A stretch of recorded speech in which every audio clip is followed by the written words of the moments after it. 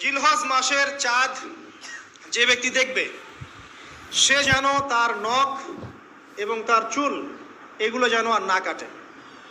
চাঁদ দেখে ফেলেছেন, কুরবানি করা পর্যন্ত এখন চুল আর নখ যেন সে না কাটে।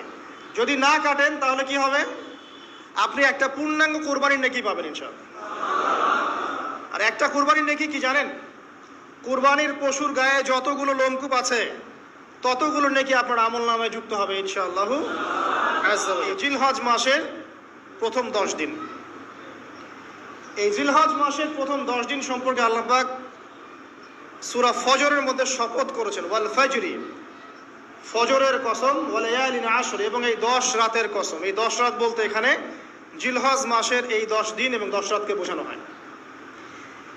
এর ফজিলত সম্পর্কে নবী সাল্লাল্লাহু আলাইহি ওয়াসাল্লাম একটা হাদিসে বলছেন, সহিহ বুখারী হাদিস, আনাস রাদিয়াল্লাহু আনহু ইবনে আব্বাস রাদিয়াল্লাহু আনহুমা থেকে বর্ণিত, নবী করিম সাল্লাল্লাহু আলাইহি ওয়াসাল্লাম বলেছেন যে মা মিন আইয়ামিন আমালু সালিহু ফীহিন্না আহাব্বু ইলাল্লাহ মিন হাযিহিল আইয়ামিল 10।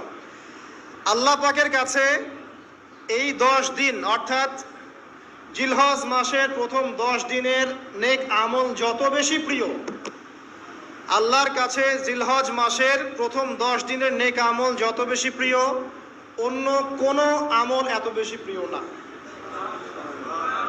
অন্য কোনো আমল, এটা বুঝতে গিয়ে সাহাবায়ে কেরাম প্রশ্ন করছেন, ক্বালু, তারা বলছেন, ইয়া রাসূলুল্লাহ, হে আল্লাহর রাসূল, বলুন সাল্লাল্লাহু আলাইহি ওয়াসাল্লাম, ওয়ালাল জিহাদু ফি সাবিলিল্লাহ, আল্লাহর পথের জিহাদও কি নয়?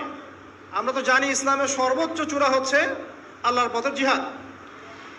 তো নবী সাল্লাল্লাহু আলাইহি ওয়াসাল্লাম বলছেন, ওয়ালাল জিহাদু ফি সাবিলিল্লাহ, আল্লাহর পথের জিহাদও নয়,